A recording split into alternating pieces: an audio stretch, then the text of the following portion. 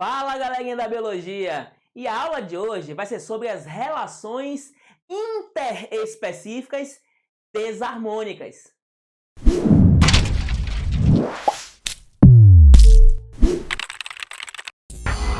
Lembre que as relações interespecíficas ocorrem entre organismos de espécies diferentes. Daí o termo inter, quer dizer entre. Só que elas são harmônicas, que nós já vimos, ou podem ser desarmônicas. As relações desarmônicas, lembre que existe prejuízo pelo menos para um dos envolvidos, pelo menos um dos participantes. E a primeira relação desarmônica interespecífica que a gente vai estudar é o predatismo. O predatismo, o nome já diz, existe um predador e uma presa. O predador, ele mata e come outro organismo diferente, ou seja, de uma espécie diferente. Nesse caso aqui, olha o exemplo, ó. Eu tenho uma ave piscívora, se alimenta de peixe, acabou de pescar esse peixe aqui. Então, a ave é o predador e o peixe é a presa, certo? Predador-presa. A relação aqui vai ser negativa para o peixe, positiva para a ave, certo? Então, não esquece que o predatismo é uma relação positiva-negativa. Olha agora o segundo exemplo, gente. Ó, eu tenho aqui um predador inusitado. É uma planta carnívora. Essa planta carnívora vai se alimentar do inseto, da presa. Porém, tem um detalhe aí por trás.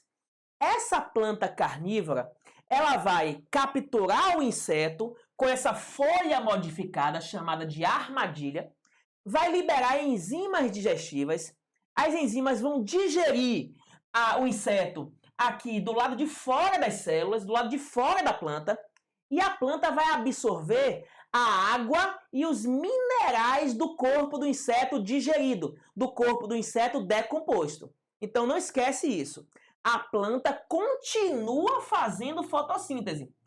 Por mais que ela esteja predando o inseto, ela continua sendo autótrofa.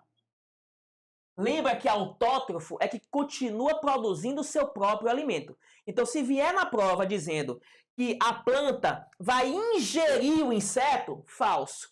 A planta vai absorver os compostos orgânicos do inseto, falso. Se disser que essa planta carnívora, ela se tornou heterotrófica, falso. Ela continua autotrófica. Ela continua fazendo fotossíntese. Ela aproveitou apenas do inseto digerido a água e os sais minerais. Ou seja, aproveitou apenas os compostos inorgânicos.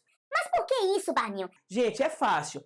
Essas plantas carnívoras, elas evoluíram em ambientes cujo solo é muito pobre.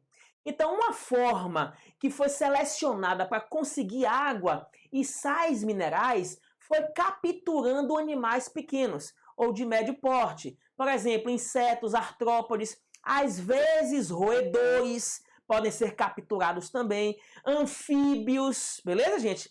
Bom, mas no geral, a planta continua fazendo fotossíntese, ela continua sendo autotrófica, agora ela se tornou um predador porque abateu uma presa com o objetivo de conseguir água e minerais. Não esquece isso, gente.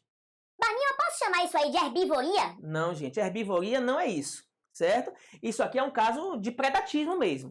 Herbivoria é esse terceiro exemplo.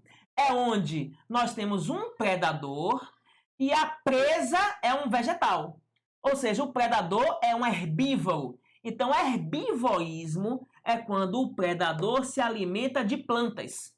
E as plantas são as presas. Não esquece isso, hein? Veja que nos três casos, o predador ganha, a presa perde. O predador ganha, a presa perde.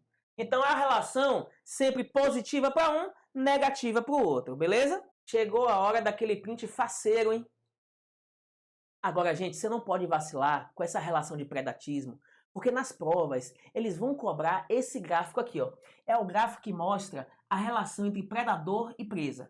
Nessa relação, eu tenho aqui esse eixo mostrando o número de indivíduos e a relação que eles vão desenvolver ao longo do tempo.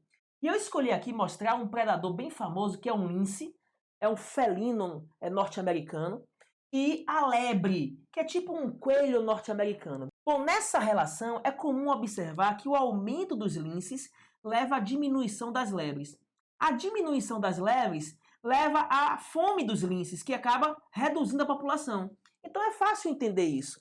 É fácil entender que se aumenta o predador, vai acabar com a presa. Acabando com a presa, o predador passa fome e acaba morrendo. Então, gente, ó, existe uma oscilação, e essa oscilação é uma oscilação onde o aumento de um do predador coincide com a redução da presa. A redução da presa coincide com a redução do predador. Ou seja, é uma oscilação sincronizada. Não esquece isso.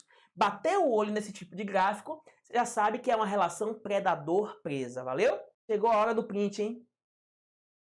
Vamos ver agora a segunda relação interespecífica. É a relação de competição. A competição interespecífica nem sempre acontece. Agora, ela acontecerá se os organismos envolvidos tiverem interesses comuns. E eles vão ter interesses comuns se apresentarem um comportamento ecológico parecido. Você lembra que o comportamento geral de uma espécie a gente chama de nicho ecológico. Por exemplo, o nicho ecológico pode ser o local que ele bebe água, quando ele bebe água, o local que ele dorme, quando ele dorme, qual é a presa, qual é o alimento daquele organismo. Entendeu, gente? Então, o comportamento sexual também faz parte do nicho. Então, o comportamento geral define o nicho ecológico de uma espécie. Se duas espécies não apresentam comportamentos semelhantes, ou seja, não apresentam sobreposição de nicho, eles não vão competir. Agora, se ocorre sobreposição de nicho, os nichos são parecidos, então eles vão ter interesses comuns. Aí vai ter competição. Olha o exemplo do paramécio. O paramécio é um organismo unicelular eucarioto, é um protozoário. É um protozoário que vive na água doce. E para explicar a relação de competição entre esses protozoários, os paramécios, eu vou estudar duas espécies diferentes. Vou estudar aqui, gente, ó, o P. aurelia, que é esse aqui, ó, essa espécie aqui de protozoário, de paramécio, e o P. caudatum, que é essa outra espécie. Veja que o comportamento do P. aurelia, vivendo separado do P. caudatum, é onde a população chegou no ambiente, ela vai crescer, crescer e vai se estabilizar. Então essa população alcançou aqui, ó, a capacidade de carga, ela se estabilizou nesse patamar. Isso o P. aurelia, separado do P. caudatum. Agora, se você analisar o comportamento do P. caudatum, você vai ver que ele também chega no ambiente, cresce, desenvolve e também entra em equilíbrio. Beleza? Então, os dois vivendo separados, eles conseguem alcançar o equilíbrio naquele ambiente. Dá para ver que o P. aurelia tem uma desenvoltura melhor do que o P. caudatum. Beleza. Mas eles sobreviveram. Agora, se a gente pegar um ambiente, um recipiente de água doce, e colocar os dois para coexistirem no mesmo ambiente, eles vão disputar os recursos. E aí vai haver competição. Olha o gráfico da competição quando os dois vivem juntos. Quando os dois vivem juntos, observe que os dois perderam, porque houve competição. Então, cuidado. A competição, ela não é uma relação positiva para um, negativa para o outro. Não é. Ela é uma relação negativa para os dois. Porque se você olhar, vivendo separado, eles tinham um certo desenvolvimento. Vivendo juntos, todos os dois se prejudicaram no momento inicial. Então, se você olhar, o paramécio caudatum, ele teve uma redução da população inicialmente. O paramécio aurelia também teve uma redução, mas a partir desse ponto aqui, ó, as coisas se definiram. Ou seja, o P. aurelia acabou sobrevivendo e ó, crescendo, se expandindo, e o P. caudatum acabou entrando em declínio. Isso significa o quê? Que a relação foi uma relação difícil para os dois, negativa para os dois, mas que foi mais negativa para um dos dois. Então quer dizer que foi pior para o P. caudatum. Resultado, a gente vai chamar isso de exclusão de Gauss, também chamado de princípio da exclusão competitiva. O que é isso, Barninho? É quando duas espécies competem, aí a que é menos apta, a que se deu pior, ela vai ter três opções. Ela pode mudar de ambiente, ou seja, essa população migrou para poder evitar a competição, então ela mudou de ambiente para poder sobreviver, ou ela pode mudar o comportamento, ela pode se alimentar de outras coisas, ou acabar tendo um hábito diferente. Por exemplo, vamos supor que ela saia para caçar à noite e passa a caçar de dia, digamos. Então ela muda o comportamento para evitar a competição, ou ela pode acabar entrando em extinção. Então existem três opções no princípio da exclusão competitiva, no princípio da exclusão de Gauss. A espécie menos adaptada, ela vai mudar de ambiente, mudar o comportamento ou entrar em extinção. Chegou a hora de tirar aquele print, hein, galerinha? Galerinha, se liga aqui, ó. É comum o Enem e os vestibulares trazerem a questão das espécies exóticas, as espécies invasoras. Por exemplo, o que é uma espécie exótica ou invasora? É uma espécie que não é natural daquele ambiente. Ela não é autóctone, ela não é nativa, ela foi trazida de um outro ambiente. Essa espécie trazida de um outro local, quando ela chega naquele ambiente, ela pode não encontrar predadores, não encontrar parasitas inicialmente. Então, se ela estiver ali disputando um alimento, se ela entrar em competição com a espécie nativa, ela pode levar alguma vantagem. Então, a vantagem da espécie exótica em relação à espécie nativa é uma vantagem competitiva. Isso pode forçar uma exclusão de Gauss da espécie nativa. Como? Ela pode ser forçada a mudar de comportamento, ou a migrar daquele ambiente, ou até mesmo ela pode entrar em extinção. Esse é o grande risco das espécies exóticas ou invasoras. Elas levam a vantagem competitiva por não haver naquele novo ambiente predadores já pré-definidos, parasitas definidos, então eles levam alguma vantagem na competição, valeu? Beleza, galerinha? Vamos ver agora, gente, o terceiro exemplo de relação interespecífica desarmônica. É o esclavagismo ou sinfilia. Essa relação é simples, olha o nome, ó. Esclavagismo é quando uma espécie escraviza a outra espécie.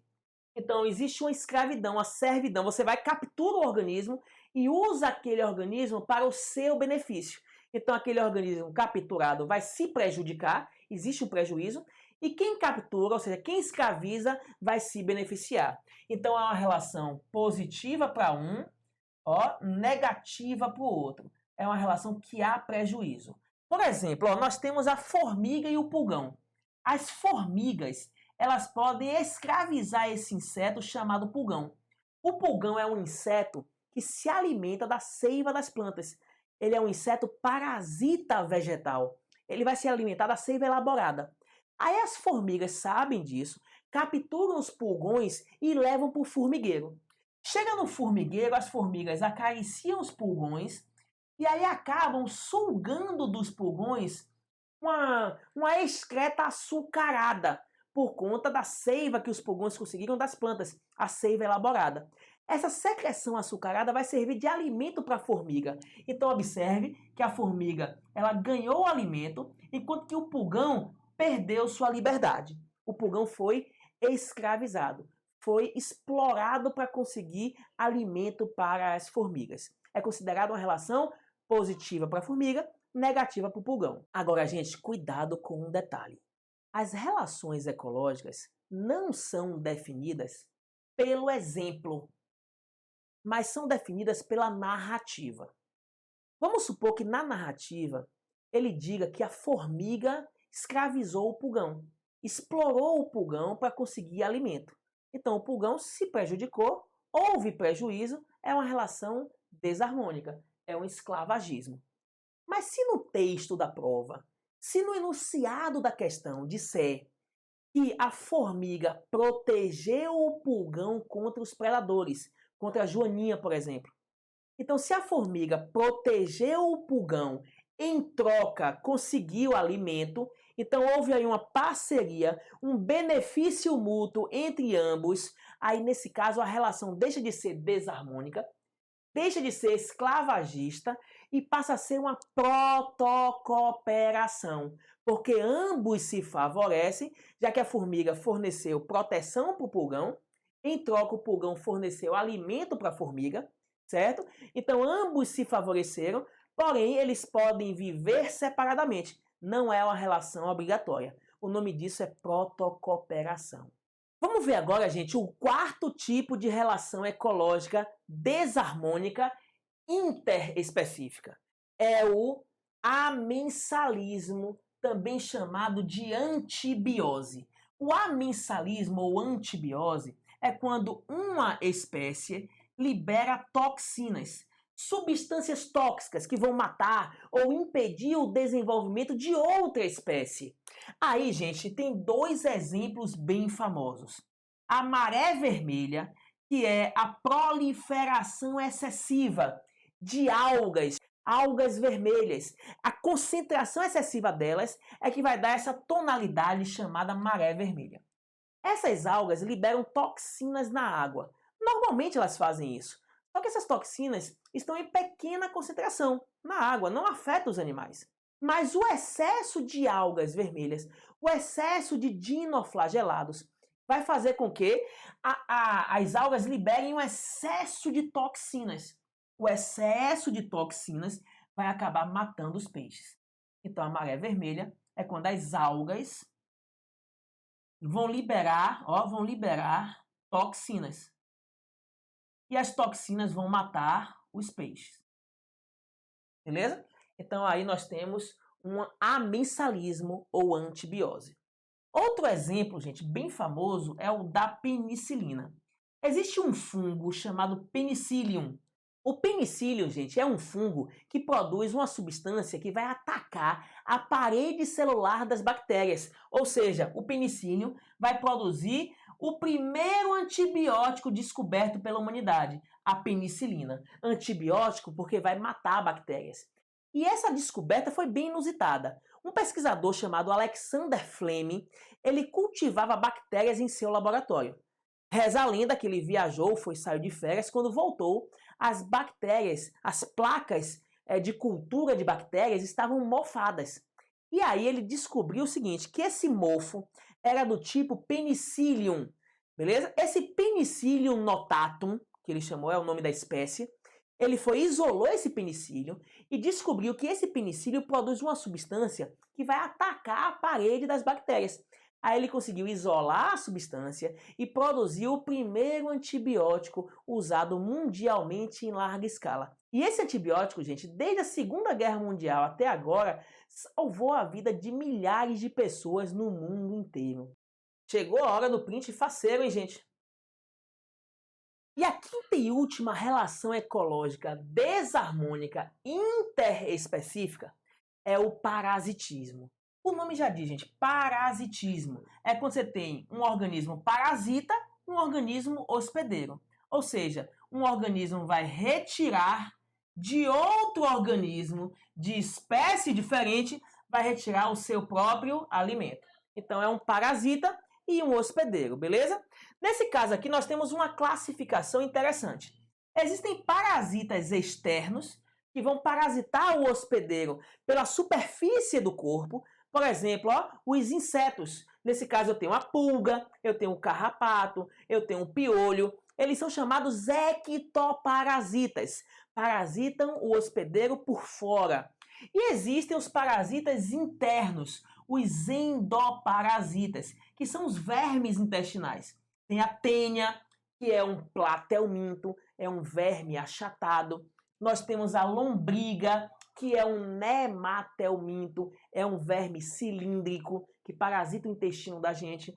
E nós temos o xistosomo, ou Schistosoma mansoni, que causa a esquistossomose, também chamada de barriga d'água, que é um parasita que vive no sistema hepático, no sistema porta-hepático. Valeu, gente? Então não esquece, parasita interno, endoparasita. Parasita externo, ectoparasita, valeu?